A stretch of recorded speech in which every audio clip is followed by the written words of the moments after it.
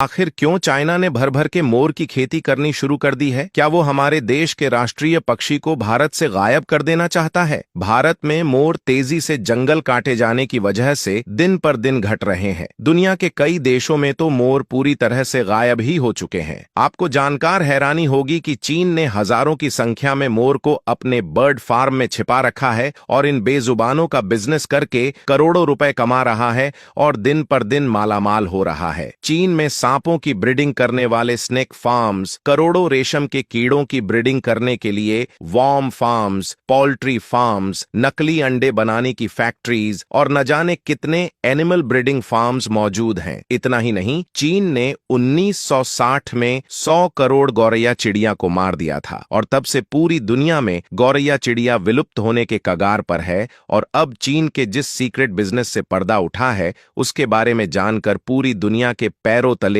जमीन ही खिसक गई है, जो कि है पीकॉक फार्मिंग। कई सदियों से मोर अपने खूबसूरत पंखों और रंगों के लिए दुनिया भर में मशहूर है। मोर पंख इतने ज्यादा खूबसूरत होते हैं कि आज तक हजारों फैक्ट्रीज ने इसकी कॉपी करने की कोशिश की है, लेकिन कोई फैक्ट्री इसमें सफल नहीं हो पाई। आपको बता दें, मोर के इन खूबसूरत पंखों का इस्तेमाल खासतौर पर प्रीमियम होम डेकोर में किया जाता है। इसके अलावा मोर पंख को लकी चार्म भी माना जाता है। कहा जाता है मोर पंख घर में रखने से किस्मत खुल जाती है और नेगेटिव एनर्जी दूर रहती है। वैसे तो नॉर्मली मोर पंख खुद से टूटकर गिर जाते हैं, जिसे किसान उठाकर बेच देते थे, लेकिन जंगल कटने की वजह से मोर कम होने लगे तो लोग मोर का शिकार करने लगे थे। जिसके बाद गवर्नमेंट ने एक नियम लागू कर दिया कि अगर कोई भी मोर को नुकसान पहुंचाएगा तो उसे कड़ी सजा मिलेगी और इसलिए चीन ने भी इन नियमों का पालन करते हुए पीकॉक फार्मिंग शुरू कर दी। अब चीन ये फार्मिंग कैसे करता है? सबसे पहले चीन के किसान पीकॉक फार्मिंग के लिए एक बड़ा मैदान बनाकर तैयार करते हैं, क्योंकि बाकी पक्षियों के मुकाबले मोर का साइज बड़ा होता है और पीकॉक को इधर उधर घूमने और पंख फैलाकर नाचने के लिए काफी ज्यादा जगह चाहिए होती है। हर एक मोर को कम से कम करीब 100 वर्ग फुट एरिया की जरूरत पड़ती ही है। इसके बाद 6 से 7 फीट की दीवार खड़ी की जाती है ताकि वो उड़कर भाग न पाए। इसके अलावा मोर काफी नाजुक होते हैं,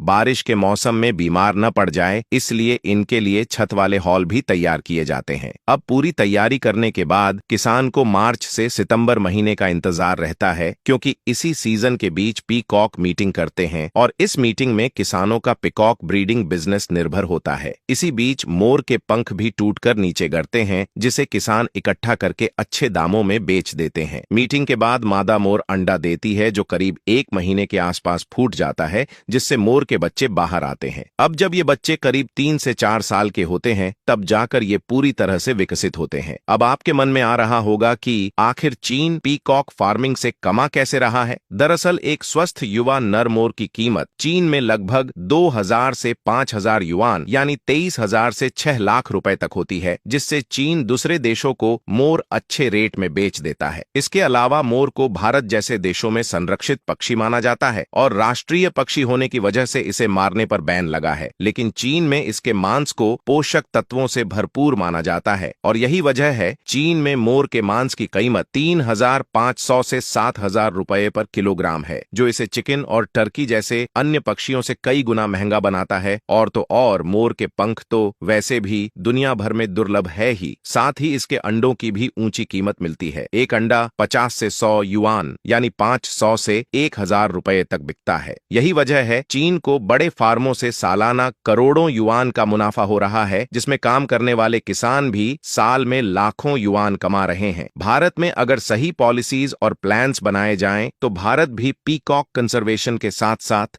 इससे फाइनेंशियली बेनिफिट्स उठा सकता है।